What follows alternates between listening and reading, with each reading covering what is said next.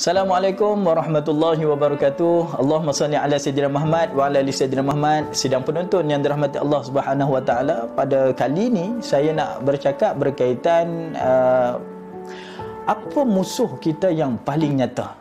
Jadi tajuknya adalah musuh kita yang paling nyata. Musuh kita paling nyata adalah benda yang kita tak nampak. Soalah macam mana? Soalah kalau hari ini kita kata musuh kita yang paling nyata itu adalah COVID-19. COVID ni satu virus, kita tak nampak tapi dia menyerang kita, mampu membunuh kita.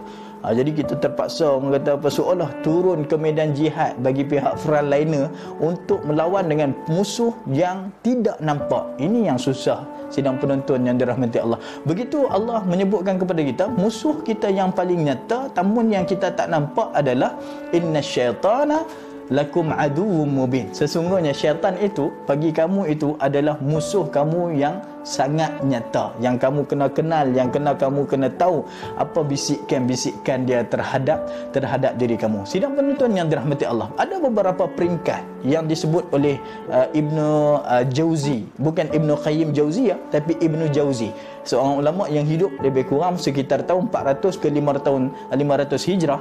Dia telah menukilkan satu buku yakni Talbisul Iblis. Dalam Talbisul Iblis itu dengan membawa maksud bisikan-bisikan syaitan untuk mengganggu gugat kehidupan umat manusia ataupun umat Bani Adam.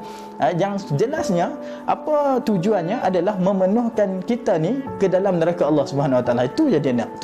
Jadi bagaimana peringkat-peringkat ujiannya tu, tambahan bila kita duduk dalam perkara yang disebutkan dengan musibah, dengan ujian, lagi banyaklah dia akan masuk dan membuat belitan terhadap diri kita. Okey, kita pergi satu persatu. Apa marhalah tingkatan ujian daripada musuh kita yang nyata, yang kita tak nampak, namun kita kena tahu ini antara tipu muslihatnya. Yang pertama, iaitu syaitan ini ataupun iblis ini, dia akan menggoda kita supaya kita menjadi seorang yang kafir. Seorang Islam kembali kafir pada Allah Subhanahu Wa Taala. Ini apa yang dia nak. Bila dah kita tercabut iman daripada diri, mudah masuk di dalam neraka Allah Subhanahu Wa Taala. Nauzubillah min zalik. Peringkat yang kedua adalah syaitan ini, kalau dia tak mampu nak menggoda kita, membuatkan kita kafir, dia akan membuatkan kita ini suka melakukan perkara-perkara bid'ah.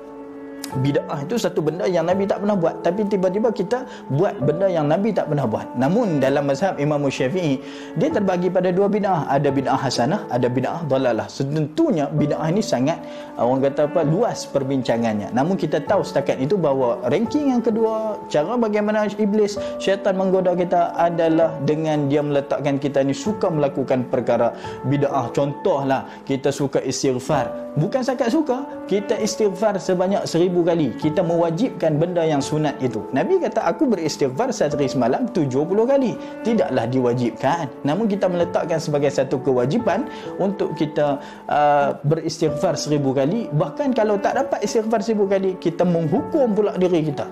Kalau aku tak dapat penuhi istighfar 1000 sekali hari ini, maka aku akan berpuasa 3 kali. Itu satu benda yang tidak disuruh oleh agama. Itu yang disebut sebagai bid'ah yang disukai oleh iblis supaya kita lakukan benda-benda tersebut. Yang ketiga, rankingnya adalah minta untuk kita merasakan dosa besar itu kecil. Jadi dia menjurus kita supaya buat dosa besar. Antara dosa besar yang dianggap kecil, tuan-tuan, pada hari ini adalah kita kutuk orang. Tu kan, kita main dalam Facebook, kita main dalam WeChat, dalam WhatsApp, kita copy paste daripada grup sebelah masuk tanpa mengetahui kebenaran, namun benda tersebut besar akibatnya. Itu merupakan satu kesalahan. Yang keempat adalah membuatkan kita merasakan dosa kecil dan kita melakukan dosa kecil secara berterusan. Dan yang kelima, syaitan itu akan menghiasi hidup kita ni melakukan perkara harus lebih kita sukai berbanding benda lain, sehingga kita lalai. Contoh, kita main Facebook sehingga kita lupa nak solat. Masya Allah, Facebook itu hukumnya apa? Harus. WeChat itu hukumnya harus, tapi kita meninggalkan Quran pada hari tersebut. Itu antara bisikan yang dibuat kepada kita. Dan yang terakhir adalah iblis akan menghiasi kita ni cintakan benda sunat berbanding suka kepada benda fardu. Sebagai contoh, ada majlis ilmu, Ada majlis ilmu tu fardu, wajib kita ikuti. Namun kita memilih tidak duduk dalam majlis ilmu, tapi kita memilih untuk sembahyang sunat. Kita merasakan jauh lebih enak sembahyang sunat berbanding duduk majlis ilmu. Namun kita tidak tengok bagaimana hukumnya. Syaitan menghiasi kita suka sembahyang sunat yang banyak, tapi meninggalkan perkara yang wajib yang perlu kita buat. Tengok bagaimana dia membisikkan perkara-perkara itu, nampak macam ibadat, namun sedikit saja je swing untuk kita ni berubah hati daripada Allah Subhanahu Wa Taala dalam perjalanan kita beramal tidak menempati syarah. Cukup sekadar itu pada kali ini. Sidang penonton yang dirahmati Allah, mudahan ada manfaat kita bersama. Hadza wabillahi taufiq wal hidayah. Assalamualaikum warahmatullahi wabarakatuh.